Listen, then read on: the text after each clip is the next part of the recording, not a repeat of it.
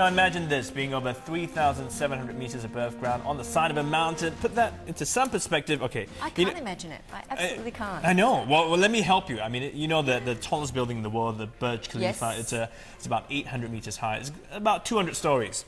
So this would be about over 900 stories high. Wow. Can you imagine being in a building that high? 4 times that. I'm scared already. Well, you can get up this high at Mount Kinabalu in Malaysia, but you won't be in a building. You'd be on the side of a mountain. Not rock climbing. Yep. But doing the Via Ferrata. Now, this is the world's highest Via Ferrata. And what really is it all about? And can anyone take part in the activity? Well, let's find out more from our guests this morning. That's right. We've got Quek Igek from Mountain Torq and Addison Ong and Victoria Lien, participants who have recently gone on this Via Ferrata adventure.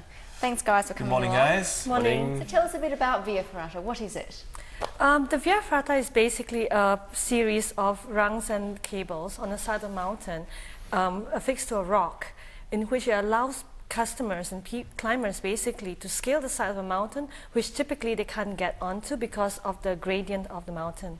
And that's being fully secured, isn't it? You've got harnesses? Yep, fully secured with harnesses, helmets, and also what we call the lanyard, in which they hook onto the cable. So in as much as they could try to escape from the system, they will always be hooked onto it. So if they try to jump, the furthest they can go is about 3 feet. Right. Okay, so in other words, we're looking at some shots of it now. Okay, they just put it off screen. But so someone went ahead, you guys went ahead and created this pathway, securing all these steps along the way to make it such that I guess anyone could do it. I mean, you don't have to be a trained rock climber.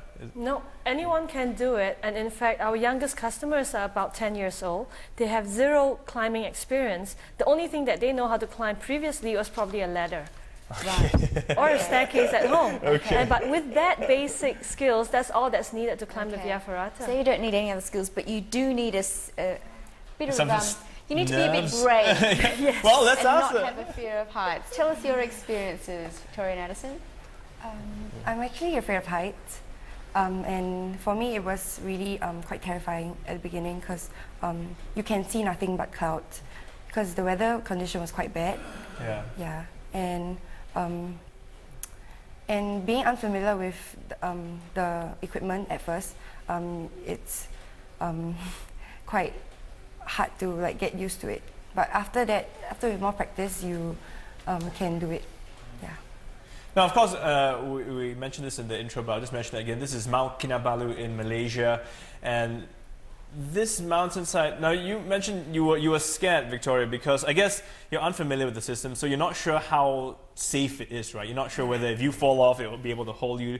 But how long did the whole route take you? How long were you sort of climbing or sort of journeying?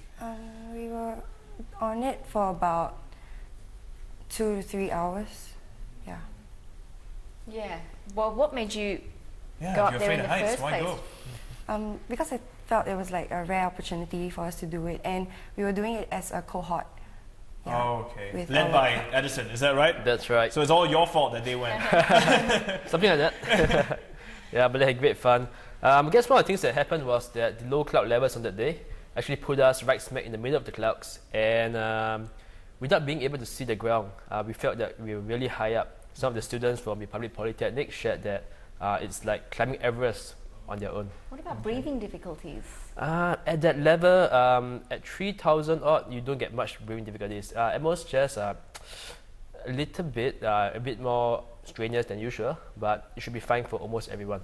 What kind of preparation did you guys do? I mean, you have to be quite prepared. Was there any training involved? Well, to be honest, you don't need a lot of training because the guides over there are quite professional and they ensure that everyone knows what to do before you even set foot on the mountain itself.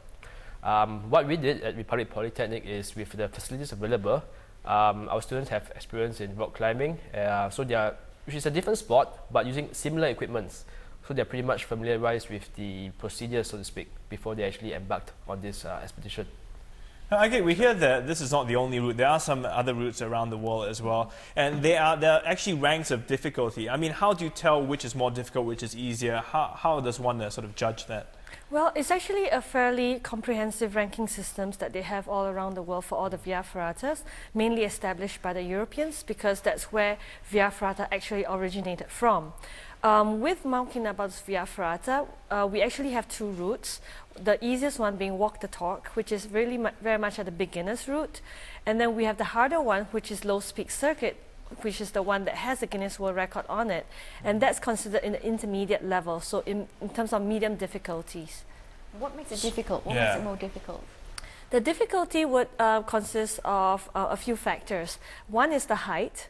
Another factor would be the fear factor of it as to the exposure to height, the exposure to the elements, and how often do we put them hanging in mid-air to have the simulation of that, be it if they're walking on top of the suspension bridge, which is at 3,600 meters above sea level, or the gradient of the wall, in which is it 90 degrees or overhanging, or is it fairly flat. So for our via ferrata, which is quite ranked as an intermediate level, the intermediate level ranking is actually because of the height of the via ferrata at about 3,776 meters above sea level. But if it was at a lower level, then it would actually be a beginner's via ferrata.